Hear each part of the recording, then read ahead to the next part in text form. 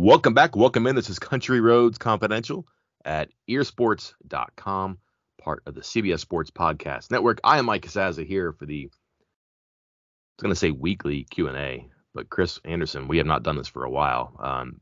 We picked a heck of a time to get back into the mailbag, did we not? Sure did. And set records for like the most questions asked, like 2-3 weeks in a row, then took a couple weeks off. I think bye week, Towson game, bye week, and no need for it there. And then, decided to open back up after that shellacking in Lubbock. And, not surprisingly, whole bunch of questions in there for us to answer. Yeah, a whole bunch we can't answer, too. I know that we don't get to, most sometimes of the questions, definitely many of the questions, but some of these we legitimately can't answer just because there's so much unknown and it's so much speculation. But I'm looking at a couple of them now. I'm just like, that's a good question. Can't possibly answer that. I wish I could. That would mean I could see into the future. And if I could see into the future, wouldn't be doing this for a living, Chris. Yeah. And then there's the other ones that are asking us, how does Neal Brown feel about this? Does Neal Brown care? I don't enjoy trying to figure out someone's feelings. I mean, we can discuss like what they do and how they act and what that might indicate, but there's a lot of leaps that we're being asked to make here with a few of these questions. But I mean, we're not gonna make this some easy podcast where we're just gonna answer. We're not going to skip over the football stuff and just answer a couple questions about the closing five for basketball and who's going to shoot the most at the point guard position or something like that. We're going to answer some questions, but there's some that are just, what are you supposed to say? I mean, we can be like a few other people and just sit here and scream into the podcast, Mike, and yell about how this has to happen and that has to happen. And if it doesn't happen right this very second, it's the end of Mountaineer football as we know it. But sorry, that's not what we do, I guess, right? I did have a thought about pulling you to the side before this began and being like, what if we just did basketball questions only? Just stick our head in the sand. Like an April Fool's joke, but in October? Just like a 60-minute basketball preview, talking about like high screens, point drop defense, GAs. Guys making shots. Oh, is that true? That's what I hear.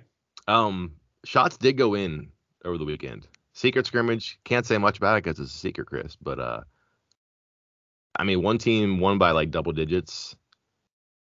One team did play with about 2 important players on the bench. One team did get very good contributions from the transfers in expected areas: scoring, shooting, rebounding.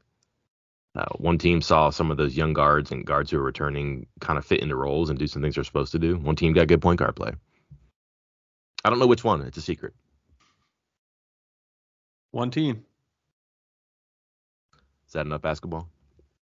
We'll circle back on. There's a question or two we might want to answer from the pod or from the mailbag on the pod here. Okay. Busy day. No, we're not. I was gonna say we have to pause, Chris, but no, we're gonna get into this. We've already sidetracked ourselves enough this morning with some messages, emails, conversations, phone calls. Now is our time to get back to business. If you're not familiar with the concept, subscribers on the VIP side weekly have an opportunity to ask questions. We answer them in the mailbag on the podcast, and if you want in on this fun, 2 months of access for $1 right now. That runs through midnight. Is that correct? Runs through midnight tonight. Yeah. I mean, if you do the math on this calendar here, that's 2 months covers you for the rest of the season and what may or may not happen with coaching situation. So if you are interested in that kind of stuff, I want to jump on that deal. The start of basketball season, and it will cover the entirety of the early signing period for recruiting, which, given the potential for some coaching whatever, could really create some shenanigans heading into these final, 7-8 weeks before this is a recruiting cycle's not done, but early signing period is done. I'm just telling you, West Virginia went to Lubbock 3-3. This promo popped up. 48-10. I'm just saying, that's all. To a little inside baseball, I guess, although it's not that interesting, but they give you options. Hey, when you want to run this? When do you want to run this 2-for-1 deal or 2 months for $1 deal? And they asked me and they gave me a couple options, and I said, well, there's no real big visit weekend until I think there'll be a couple guys for TCU, but I think you're really eyeballing that Oklahoma game. There'll be a few guys, and then official visits after the season. So that's one spot you look for, big official visits, big recruiting visits. That's not really happening. That wasn't an option for this promo. Coaching changes? I don't think so. And then it was basically just came down to this weekend, and I said, who knows? Ho-hum game between 2, 3, and 3 teams. I don't expect too much to come of it, but we either run it or we don't. So I guess we'll just run it now. And, well, might get your money's worth if you jump in now. I don't blame you. I blame the wind. And Let's get to the questions. All right, let's get started here. I mean,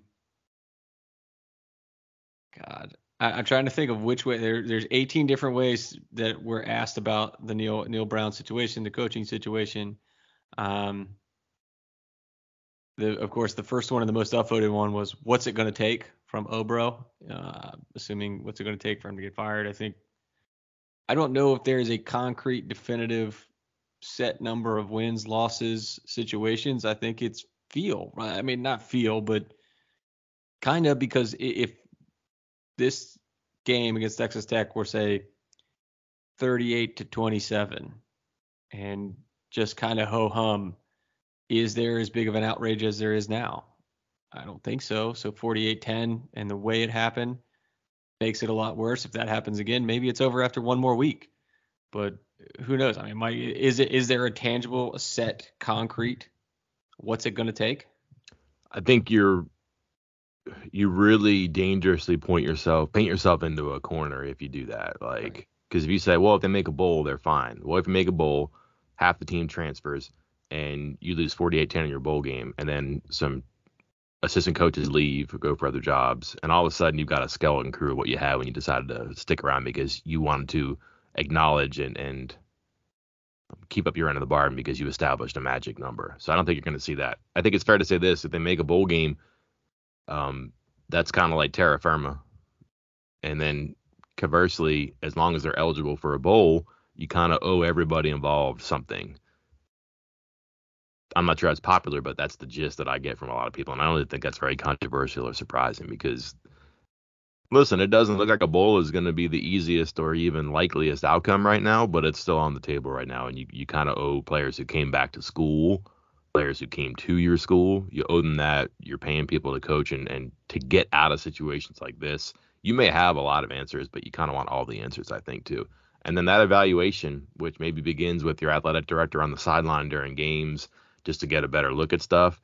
That evaluation is not just a scoreboard and a stat sheet. It's, are players continuing to get in lifts? Are they going to their study halls? Are they meeting with tutors? Are they getting the extra training? Or are the voluntary things, like the air quotes voluntary things, are those kind of trending toward voluntary right now? Because the big thing is not the biggest thing all of a sudden. And if that's the case, then all of a sudden, if you lose the scent, you lose the trail, you're not going to make the destination. Everything is important right now, and you might need a lot of time to evaluate that too. But my point being there that things may match up really well with what you want and might not hit a magic number. Like, things could be great behind the scenes, recruiting could be awesome, everybody's morale may be good, but the team just can't win. You might talk yourself into a lot of the variables, and rather than make a change, stick with somebody. I think bowl eligibility is probably like a minimum, probably. Then I don't think you're going to see anything until that's no longer possible this year. But it's such a complex decision. It's not just wins and losses and points in the board and the points in between you and the opponent. I think this is where it's so important to have heavy involvement in the program. Somebody who is almost in it, like in the thick of it, that gets the feel of it, because it's going to take more than just, like you said, like the numbers in the wins and loss columns. You are going to have to get in there and get a feel for the program, from the players, from the other coaches, from the staffers. Have you lost the team, I guess is what they usually say. Have you lost the players? Have you lost the other guys on the staff? what's going on here. And I think I don't know what I mean, I know who is stepping in. I don't know how quickly they were able to step in, but this is where people like Kelly Zinn, who left for LSU right before the season, kind of that's where their importance is felt, because I feel like she was intimately involved with everything that was going on with the football program, almost like the de facto AD. She was so involved with it. And does West Virginia have somebody else that has stepped fully into that role, or had time to step fully into that role because it happened so close to the season? And again, to get the feel of it, because there are wildly different versions of 6-6 for West Virginia right now.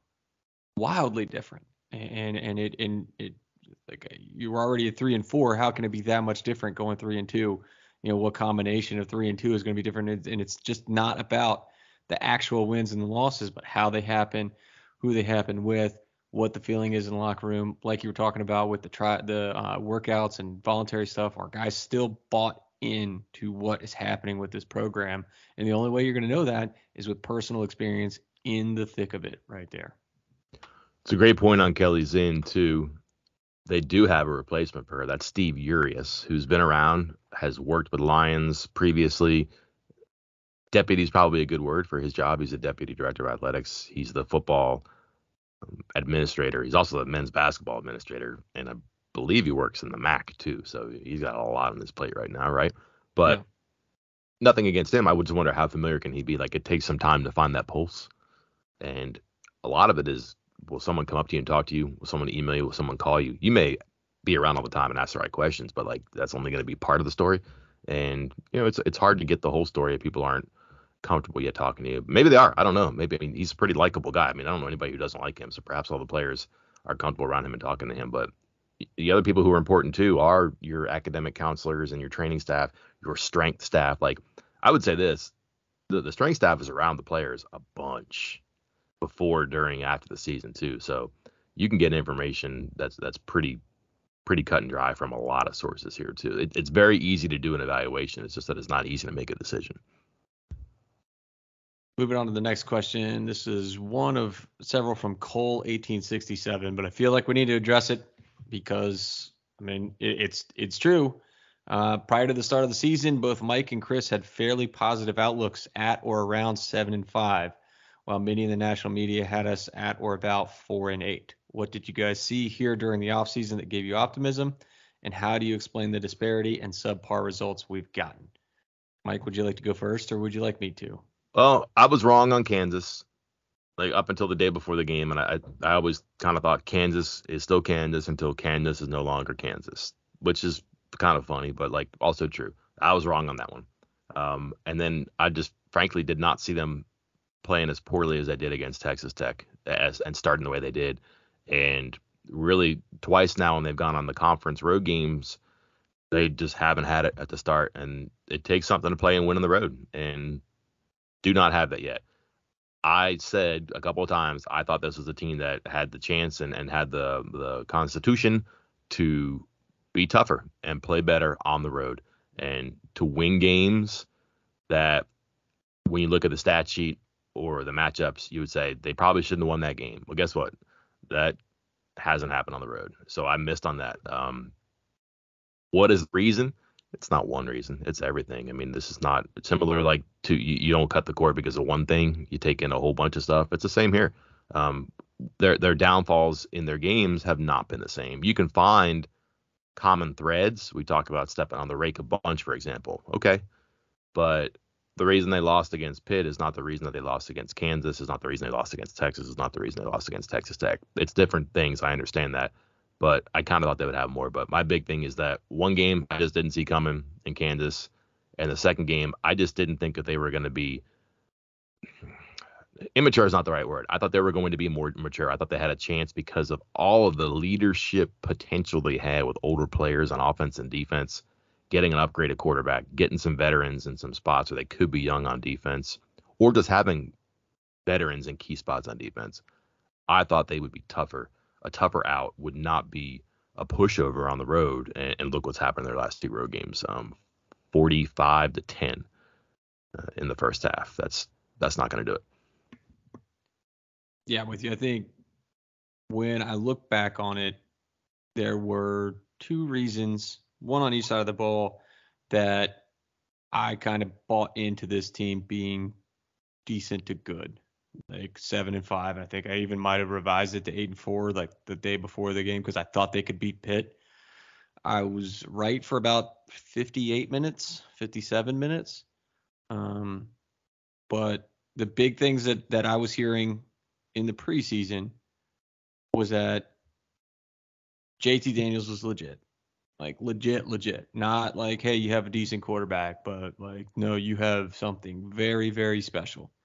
And I am a believer, and I've said it for years, that your quarterback is, I mean, I'm not going out on a limb here, is the most important piece of your team. It can make or break you. It can add to you 2 to 3 wins. It can take away 2 to 3 wins, depending on your quarterback play. And so once I heard that he was not only good, but top level talent good, I was buying into it. I thought he would single-handedly carry this team to a couple wins. That hasn't happened. He hasn't lost them any games, as we've talked about a couple times, but he hasn't won them any games either, I don't think. And the other side of the ball, again, because offense has been more or less what I thought it would be. I think this Texas Tech game's pretty disappointing, but the offense, saw the offensive line. You kind of know what you have at receiver. Hoping for something at running back, because I think in my preseason I noted, like a lot of people are, oh, Letty Brown's gone, 2,000-yard seasons, but the stats say he wasn't that great. Like he was good, solid, 3-4 yards, cloud of dust kind of thing. So the offense has been what I thought it was going to be. Defense, thought defensive line was going to be good. I felt like it's been pretty good so far. Secondary, I thought it was going to be bad. It's been worse than I thought. Losing Charles Woods 12 snaps into the season opener, that doesn't help. But I think the key piece here was I thought the second level would be decent to good. I thought Lance Dixon, the way he finished last season, he finished strong. The bowl game was his best game. He came out talking confidently about his performance. Coaching staff came out raving about him. Played 9 snaps last game. Has slowly lost his starting job. At the other spot, Bandit is still Bandit. It's still not doing much of anything so far this season. And then Lee Koba in the middle. He's been fine. He's again, we've talked about it. He's Tony Fields light. He's extremely talented, big, fast, athletic, but gets out of position a lot, gets in the wrong lanes a lot, and it can hurt you if you can't make up for it. And he can't make up for it the way that Tony Fields did. And that was that position, that linebacker spot, and specifically Koba. And I'm not blaming it on Koba because, again, he's been solid. He's been fine. But the way it was talked about in the preseason, the way he was talked about in the spring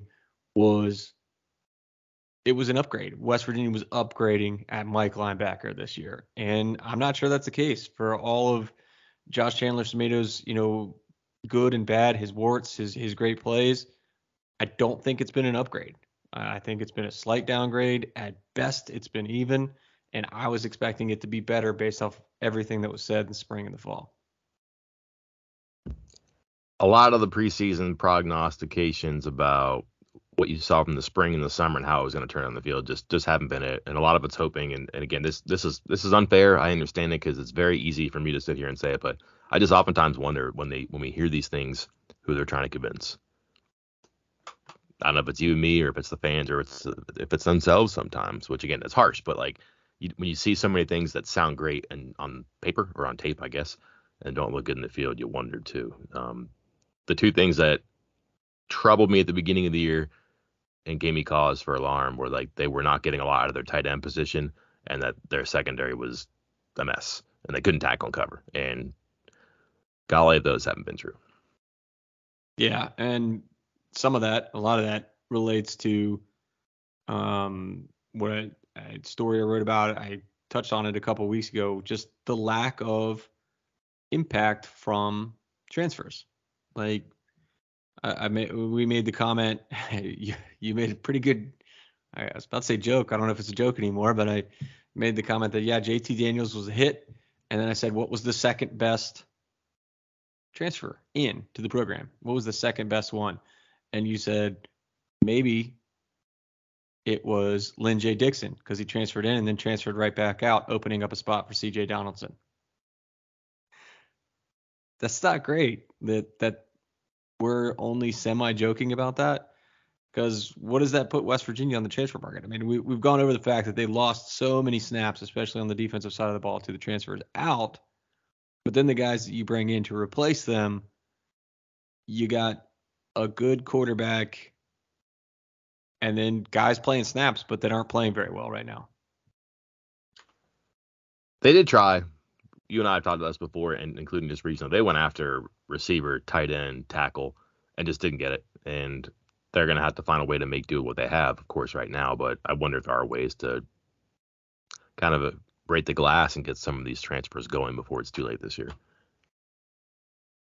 I mean, that's only real one way they can turn it around, because as Neal Brown said a couple weeks ago, the pieces are the pieces. He was speaking specifically about the secondary, and that holds true there, but everywhere else now too, because I just don't think we're at a point to play other people. Although there was a question about that. I'm trying to find it right now so I can get the exact quote. But it was basically, where do you turn now, Mike? Like, as far as other guys playing. Here we go. It's from KP Callahan. Where do you go in the 2 or 3 deep and start giving the youngsters some more playing time? Are there some younger guys? He lists off a few: Trey Lathan, Raleigh Collins, Sonny Redwood, etc., that you think should be getting, maybe not specific players or replacing certain players, but maybe positions or position groups that you think these young guys should start seeing the field? Here's your problem, though. That's the list of candidates there. Yeah, it's not very long. It just said 4 of them, right? And so that was it. I did like what I saw from Collins. I'm just not sure he's taking anybody out the field. Like, he's a will, correct? Yeah, more or less. He could probably play, but Jasir Cox has been good since he moved there, and X3 low is still X3 low. So that's going to be tough for him to get in. Can he play Spear? I think ultimately that's probably his fate at West Virginia. It's quite a shift for a guy in the middle of his first year, right? So that's going to be hard. Maybe he's a will. I don't know. We'll see. In fact, I think he might have been a Spear in the camp, and they made him a will. Anyways, that's one. Lathan's one. But West Virginia's trouble is kind of youth and inexperience, and a lot of the flaws of being new at this, whether it's new to the team, new to this level, or just new to college football. Putting a freshman out there, I'm not sure that's going to fix it. But Redwood is one I think that has popped and has a chance, because he looked good in about 30 snaps. He had some nice plays and held up and didn't get moved around. And I think that's one I would probably feel better about than putting a guy at linebacker or safety or something like that.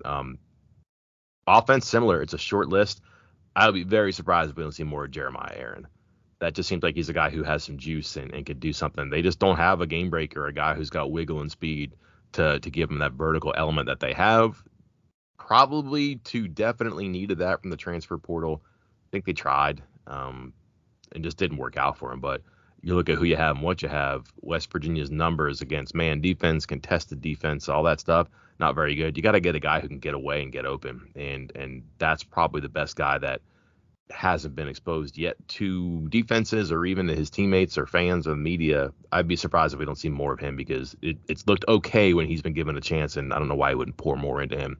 Can they make him a slot, though? He can play inside and outside. I don't know. We'll see. Yeah, not a lot of options right now at this point. I think maybe the key, at least as far as the secondary goes, is what's next for Charles Woods. 17 snaps, I believe, is what he played against Texas Tech. Not a lot, obviously, and that was the plan. And Neal Brown said it before on Thursday night, said they were going to ease him back into it. Again, he's 1 month removed from ankle surgery. It was that special ankle surgery that I wrote about. And a month is about the timeline that you start doing some things. So seeing him getting eased back into it seems to be the plan. And if he can play full time, that solves half, a fourth, a third, some significant chunk of your issues in the secondary. Because again, a lot of that is just inexperience and youth, and transfers not working in that secondary. And if you can get one of those spots locked down with Charles Woods, and you can get 85% of what Charles Woods was last year in the second half of last year, that's the difference. That is a notable, significant difference for your defense, I think. Worst case for him is he got hurt again, though. Left the game, came back, got banged up again, as what Brown said. So I'm assuming he meant the ankle again, which can happen. I understand that, but like, I just wonder with that 4-game rule and the ability to redshirt and all that stuff, and a season that may be going nowhere before too long. I just wonder, like, these next 2 games. I mean, like, are they kind of must wins for Charles Woods? He's really got to think about himself here. Not rooting for anything. I'm just saying that's a possibility you have to consider, because came back 12 snaps in 1 game, 17 snaps. He's played 29 snaps in 2 of the 4 games he's allowed to play this year, if he's going to count it. Does he want to be breaking his red shirt for a team that's, 3-8, 4-8? We'll see. Yeah, and is he going to be able to build his NFL profile playing limited, hobbled snaps in 4 games, 5 games, at the tail end of the year? Like, he's probably drawing Quentin Johnson a bunch on Saturday. Mm-hmm. So there's the showcase for him right there. We'll know more after Saturday for sure, but is he going to be ready to go more than 17 snaps on Saturday? I don't know how you could say yes emphatically or effectively, but that's certainly an opponent for him to line up and see what he can do against. Real quick side Q for your A on Quentin Johnson. Over under 3.5 hitch or short out routes that he spins and goes back outside and gets an extra 20 yards. He's fun, man. I liked him since the very beginning, just watching him and like watching that guy run, for as big as he is. Like, big as he is, he runs a lot of screens and he's tough. And yeah, fluid, swift, makes good moves. He knows what he's doing with the ball before he gets it. That's the best way I can put it. I'm going to go over. Yeah, I mean, that his kind of go-to is like this hitch, a 5-7 yard hitch, turns around, catches the ball, and then spins to the outside, back towards the out of bounds. And the guy's coming in to tackle him, and he knows the guy's coming to tackle him from behind. And you start spinning out of that as soon as you catch the ball, and it's hard to stop. You're going to have to be disciplined in the secondary there. And unfortunately for West Virginia, that's not been what they have been so far. Moving on to the next question. Yeah, a lot of these are going to seem related, but we're answering what we can answer, and it's what you guys asked. So this one from Leg Making Ear. A 5-star QB, an experienced offensive line, and Dante Stills. Seems like a lot of positive. What does this coaching staff actually need to win? Well, I'm going to let you handle this because you definitely framed this in the preseason, but we've already talked about some of the answers. Depth for 1, and 2, they had to hit on transfers. Like, they just have to. They hit on 1, great, but when you bring in a quantity like that, especially like in this uncapped kind of year, you got to do better than they did. Yeah, I mean, obviously the biggest issues was the secondary, the second and third levels of the defense. It was where they were okay last year, maybe, and then lost several key players, lost a lot of their best players on the second and third level, which really put them in a bind and which really required them to go out and find guys who can make a difference and who can, step right in and make an impact. And like you noted, they tried. They went after some dudes, some actually legitimate players, and then the guys they got didn't think would be bad. And we talked about it, before the year when it was discussing who was replacing who. And you looked at guys like Marcus Floyd and like, hey, that guy was all conference and all American, almost kind of like Charles Woods at the FCS level. Maybe he can be decent. Wesley McCormick was one of the highest graded corners just 2 years ago before he got injured. So maybe he can be decent. And you keep going down the line. Jasir Cox, he was all conference on a FCS national championship team. If you just need one of those guys to hit and to hit well. Like, I mean, not be average, but and Rashad Ajayi. That's 4 guys, and you're just hoping you can hit 1, maybe 2, and you're doing fine. And I don't want to say they went 0 for 4, but are any of those 4 like true difference makers right now for this defense? They're not. You've got a couple guys who are doing decently well. Jasir Cox, I think, has been playing better the last 2 games, maybe last 3 games. Rashad Ajayi has been okay at times. Wesley McCormick is either really bad or really good. He's really hit or miss there. And then Marcus Floyd is currently, according to PFF, the lowest graded player on this West Virginia football team of anybody that has played more than 10 snaps. So, and he has played 348, second most, I think, out of anybody on the defense. So that's not ideal. No. And the third lowest is Lee Koba, who was brought in to replace your starting Mike linebacker. So again, the guys they brought in on these transfers, just again, he's a junior college bounce back. You can call him transfer, you can call him a junior college commit, whatever you want to call him. But you're trying to find the guys that they hit, and they just didn't hit and left a big gaping hole on that side of the defense. The offense has been all right. I think that was the concern that you kind of painted early in the year too, is that they make these changes and all of a sudden the offense doesn't work.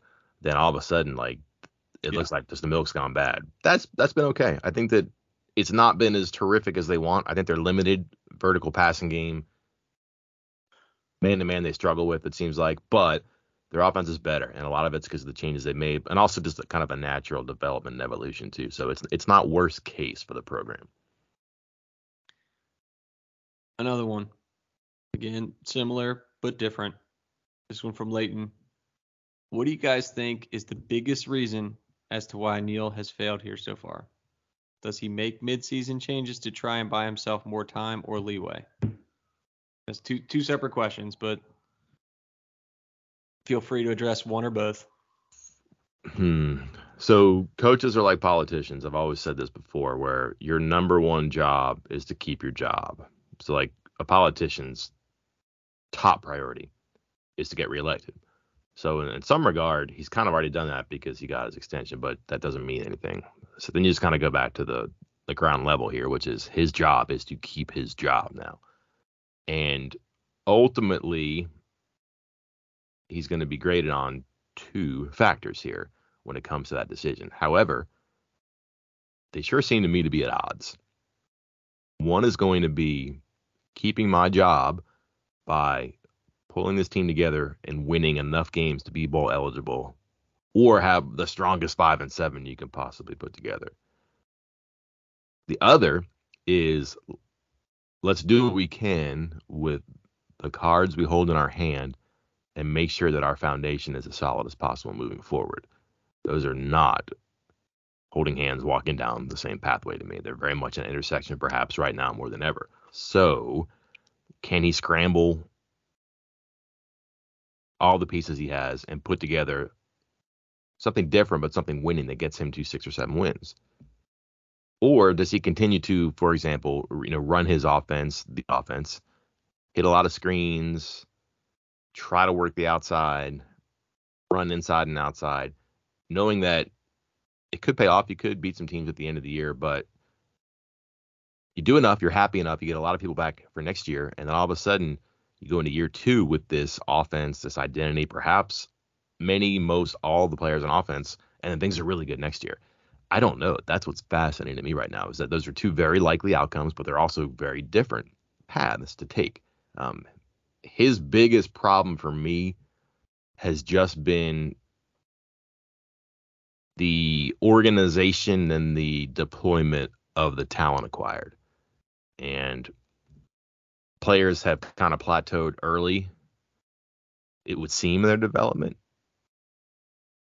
Players maybe haven't gotten to where they thought they were going to go. And I just kind of get back to this a lot. Like, it seems like the thoughts and the outlook shared with us, and not just you and me, Chris, but like fans, media, it could be radio show, news conferences, Mac, whatever.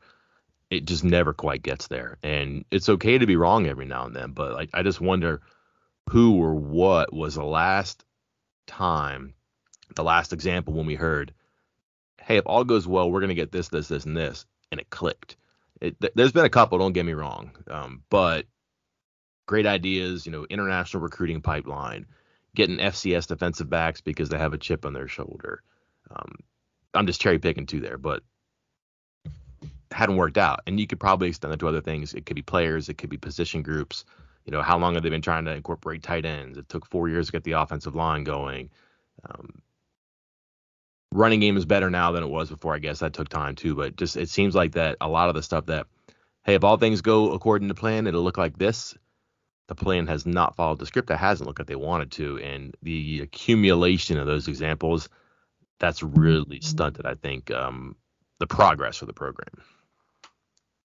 So I'm glad you went where you did there, because it's something I made note of, and we might have even talked about it on this podcast. I'm having like flashbacks here. I don't know if it's a deja vu or if I'm imagining it, but early on, you saw him involved, him being Neal Brown, in everything, absolutely everything about this program, from the calling of the plays to how practices were run to being involved in every single drill to even getting involved in the social media content, talking to GAs and handling recruiting stuff and everything, spreading himself out everywhere and making sure he was involved in everything. And I think I'm trying to remember, maybe we made a joke about it because he was late to a lot of press conferences, and it's because he was doing everything. And once you get so focused on trying to do everything, you're not focused anymore. You get so focused on everything, you're no longer focused. And it extended to not just his involvement with everything around the program, but as you noted, the stuff with like recruiting.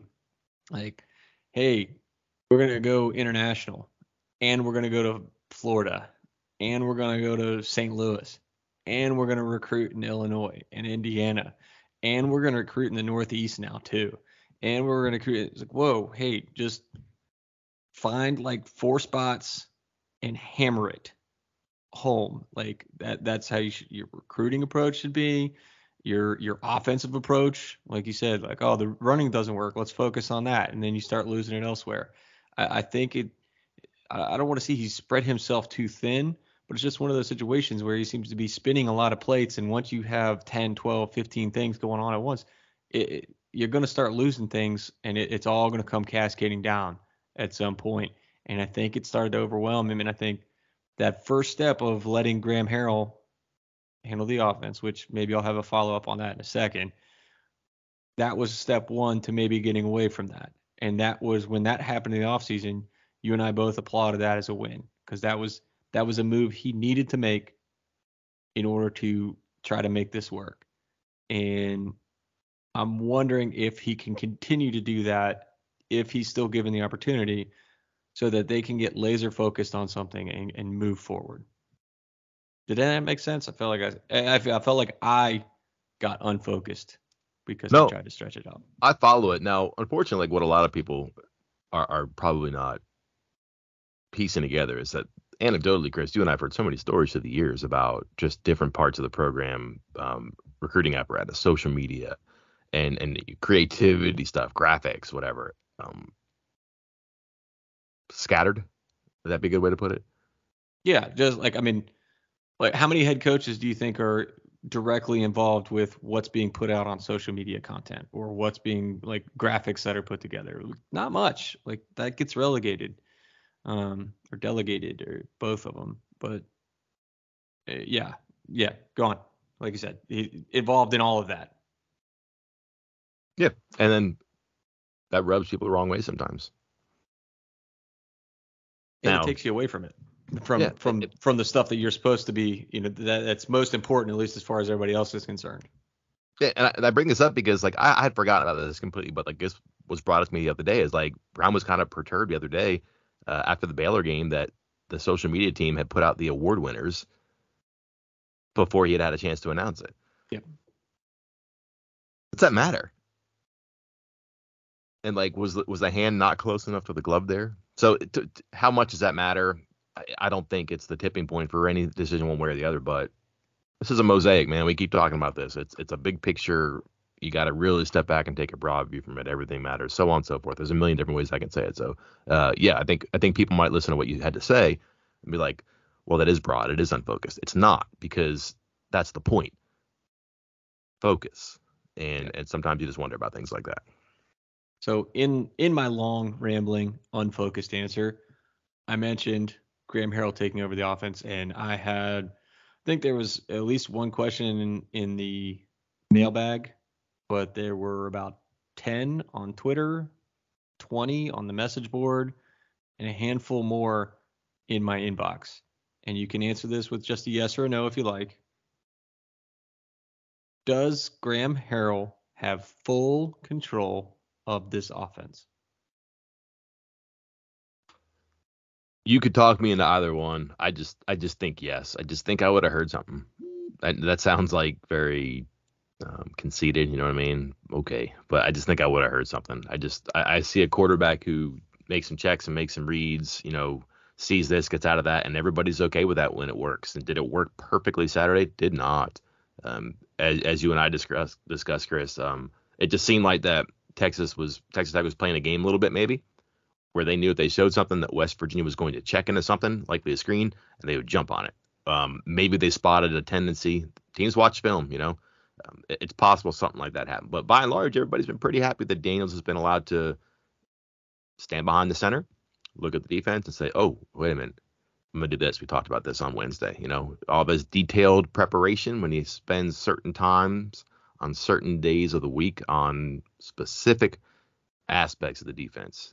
That is so he can get into those specific situations, third and short, whatever down and distance and part of the game. He's prepared for that. So that's okay. I think there's a lot of leeway, but he might get a couple plays and gets to pick the best one of them. He might have an absolute call, and it worked out well. By and large, didn't go great Saturday. Does that mean that like all of a sudden Brown's meddling? I don't think so. And I guess my question to the question that would maybe have to stand as my answer: what was so bad about the offense that made Brown insist that he involve himself? You know what I mean? I just don't see that. Now, he's definitely involved in game plan. They bring all the coaches around, and maybe he's getting a little bit more authority to run the ball or to get three backs in the field or whatever. That's possible. But game day, is he shutting off Graham Harrell's headset? I don't think so. Is he saying, hey, you got 4 downs here, so run what you want to on 3rd and 8? Possibility. I don't think that's meddlesome. I think what people want to think is that has he been some corruptive influence on the offense that's going to make Graham Harrell mad and leave? I don't see that. I just think I would have heard or seen more of that. But I identify with the concern people have. Yeah, there hasn't been this same rumblings or talk or even flat out about, it was just a couple years ago where it was, yeah, well, sometimes Parker calls the plays and sometimes I do, and sometimes we switch it up in the red zone. And actually everybody calls plays because everybody's an offensive coordinator and we're all in the room and all that stuff. And that just hasn't been around this year. So I do think Graham Harrell has full control. And again, the offense has been fine until this last game. And I don't want to, throw out the entire offense because of one bad game. It was atrocious. I think bad might be a little light on how bad it was. But it's still one game so far. There have been some cracks that we've seen and we've noticed and we've talked about in the games leading up to it. But in the end, ultimately, the offense played well enough to win in basically every game. Maybe not Texas, but yeah. But in 5 of the 7 games, the offense has played well enough, has played winning football. And one game it was not that great, and then one game is terrible. If you told me that before the season, I would say, hey, that's pretty good. That's not bad. If you can get 5 great offensive games, 1 meh game, and 1 bad one, that's fine. So yeah, I'm with you. I don't think that's changing. I think there's just no indication. I don't think that Neal Brown has taken over. So I'm with you on that fully. It's worth a question behind the scenes for sure, but I haven't gotten that yet. Okay, moving on to a big picture question. I thought was interesting because I think there's some news that came out about this recently. 8389 grad asks, what do you guys foresee for the future of NIL? I believe Mike stated recently that he expected the NCAA to rein in the whole thing. Let me ask you this, Chris. Like, how how important is it? How much of an asset? How much of a detriment is it right now for West Virginia on the level you deal with recruiting? I don't think it makes that big of a difference for West Virginia recruiting, to be honest with you, because I think West Virginia can compete with the second, third, fourth tier, whatever tier you want to put them on that's outside of the big money teams. And so I think you can keep the playing field level with them. Like, oh, yeah, they can't compete with Tennessee. How often was West Virginia beating Tennessee for recruits? How often was Right. West Virginia beating Alabama for recruits before NIL? Like once every 2-3 years, maybe one player a year. West Virginia is beating a blue blood for a recruit, a legitimate win in the recruiting trail. So I'm just not buying that NIL is going to kill West Virginia's recruiting chances. I do think there was the NCAA is sending out a letter, or just did, or is about to. Credit to The Athletic, I think, for breaking the story, or maybe it was Ross over at Sports Illustrated, that they're sending out a letter to remind teams of what NIL is supposed to be, which just makes me laugh because I don't think any of the teams really care. But because it's not supposed to be tied to you playing for that program. It's not supposed to be exorbitant sums for basic things. And that's something I've talked about with my own experience because we have had those opportunities to pay players to do stuff. And as a business owner, you put a dollar amount on how much it is worth to have said player advertise, to do a podcast, to do the story. We had Stevenson on from the basketball team to ask questions or answer questions on the message board. That was worth a sum of money to me. And you say, okay, is the cost to do that the same or less than what it might be worth to me? If it is, you do it. If it's not, you don't. Except what's ending up happening is that something that a traditional business might say that's worth $100 to me, you are just basically having donors saying, well, I'll pay 10 grand. I'm going to give 10 grand to the school anyway. But now I can just pay you 10 grand and I get to write it off as a business expense for quote unquote advertising. So it's even more beneficial to me than it was before. So now I can give more. And you go down that path where it's just another way to make donations to the school and to play, but you can make them directly to players. And that is what they're trying to rein in. And I just don't think they're going to be able to. I just don't think it's going to happen. Yeah, I think my immediate watch guard that I expect you'll see is that you're going to see, for example, a head coach can't pour $2 million of his salary into NIL to go to a player or whatever. I think you can do it to support like a collective or a fund or whatever, but like to a specific player or group of players, I think you're going to have an issue with that. Like that loophole is there right now. Again, they did this on their own. So like the NCAA is like not even playing catch up. Like they're hundreds of meters away from even beginning to play catch up at this point. I don't know if that's a great analogy, but like they're so far off the pace. But what can they actually do? They can control their membership. They can't control collectives. They can't because they're all different and they're separate and they're not affiliated. But they can make sure that athletic departments and universities and all that aren't inflating funds. That just means that the money's going to be laundered another way. That's all. But at least they're going to be able to sleep well at night. Putting out that memo is the best thing in the world. That just means, hey, we know the problem, and now you know we can't do anything about it. That's what that memo says. And they just keep doing that stuff. I just don't think that's the best thing to do. But they can right now, like you could have athletic departments, coaches, whatever. You can say, hey, I'm gonna use this money to support NIL initiatives, but that's it at blank university, blank state, blank college. You can't say, hey, this is going to the football program, or hey, this is going to a quarterback we're trying to recruit or retain or whatever. But that mechanism is there right now. I don't know how long it'll be there. I think you can control your membership if you're the NCAA, and that's a start, and maybe not too far from where they can actually go. Next question. Basketball. You ready? No? Yeah. Well, let's start out simple. One number, I guess. Answer. On a scale of 1 to 10, you can go more than one number because I'm going to. how excited should we be for the upcoming basketball season and why? From the big dude. Well, ooh. So I get this because a lot of people don't have a very high ceiling for him. On the same level, though, what you don't know is what you don't know. Maybe that's why you watch. Hey, you're on the right Bas- path here. Basketball can be kind of tedious at times. It seems like it's difficult for good things to happen, but you just watch a football season at this point, so maybe you're kind of accustomed to that. I'm gonna go solid like 7.3. I like it. I'm high too on it for the reasons you just mentioned.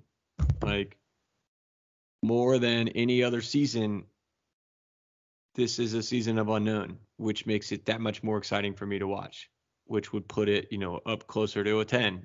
Like, how excited should you be for the season? I really want to watch this basketball team. I really want to see what it is because I really don't know. And no, this is not me hedging my bets for my upcoming basketball preview where uh, I try to project every game of the season. This is a team obviously with so many transfers, but so many changes and so many like it's not just the transfers, it's the types. You have guys coming in that were junior college all-stars. You have guys who played for Big Ten schools. You have a guy that played for Frank Martin. You have a guy that um, was already here before, and Emmett Matthews coming back, and a guy in Trey Mitchell who has the potential to be really freaking good. Hasn't got there yet, but has the potential to be really amazing.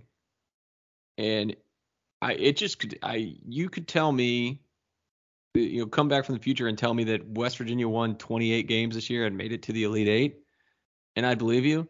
And you could tell me that this thing exploded spectacularly, and West Virginia players got into a fight over whether or not they were going to play in the CBI, and I'd believe that as well. Yeah, I hope people understand this. Like, if you're listening, you probably root for the team or the players or the coach. I get that. I root for the story, and there's so many stories on this team. Yeah, to make clear that's my excitement is the story. Not like I'm not excited to see this team be great. I'm excited because it could be anything. Yeah. So if I'm going to prescribe a number, I think I could also probably pen out 7.3 to people too, because you got a really good coach. Like, whatever his recent track record is fine. Whatever his brand of basketball is fine. Whatever he said about the portal and then actually gone into the portal, fine. I get all that stuff. Those are concerns or complaints. Hey, cool, valid, understood, in my pocket. But like, he's going to have the magic wand this year, and to make sure that he can balance like 14 scholarship players. Like, Josiah Davis is a walk-on. That's a scholarship player. He had a scholarship before. So, like, he may not play this year. It'll be certainly worthwhile to watch. Like, what happens if their point guard play stinks in, like, December? Maybe they play him. I don't know. But, like, that would be ancillary to the larger point here, is that how they blend in different personalities, different players, junior college transfers, Division I transfers, guys who didn't like it here left and came back, guys who have been on 4 college teams now, incumbents who are sophomores, incumbents who are seniors, true freshmen. Like, there's a whole lot here to massage. And by the way, never mind the personalities, the positions, but just different styles of basketball, offensively and defensively, depending on the personnel and the opponent too. It's like a notation season for me. Like, there's so much stuff, especially early on when, like, you're just trying to drink out of the water hose, so to speak, for a reporter, that you're going to have to be jotting down and trying to remember, because it'll probably come back. You're going to see a lot of stuff, I think, early. Maybe not a lot, but more than normal.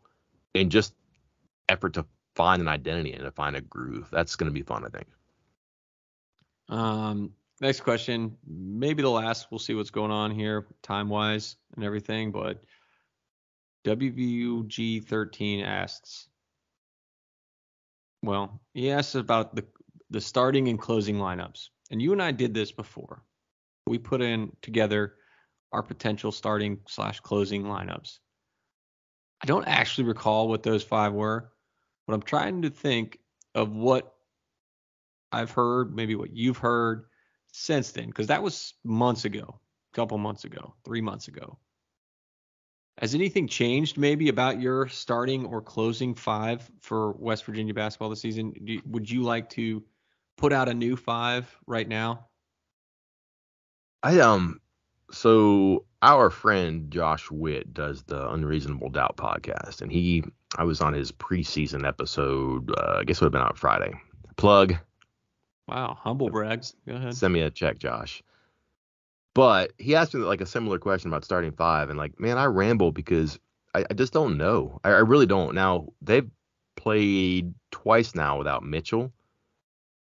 Granted, the starting lineup for the Gold Blue game didn't really count. I get that, but they played the secret opponent Dayton without Mitchell and without Pat Sumnick. But so they've kind of had to work on some front court combinations, which is good. But I can't imagine he's out of the lineup. But I've seen lineups without him that looked like they worked okay, and without him, it's a different void because who you put in, it's not the same player. Like if he's playing the five for you, which is not unreasonable. Like if they play three guards, Matthews and Mitchell, that wouldn't shock me.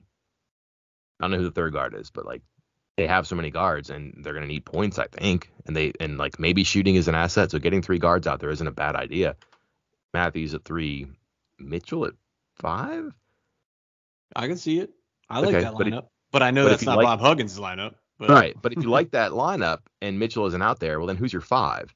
Well, it's Big Mo or it's Bell, and those are three very different players. It means you're playing different basketball with three very different players too. So I just don't know what they're gonna do. Like they could play a 3 guard lineup, but match it up to the front court of the other team, if that makes sense. Because like a big guy, maybe he helps better with rebounding, or maybe like a stretch kind of a 5. I don't think Mitchell's like a stretch 5 or a 5, but like I think he can score it in the block, but he can also shoot it.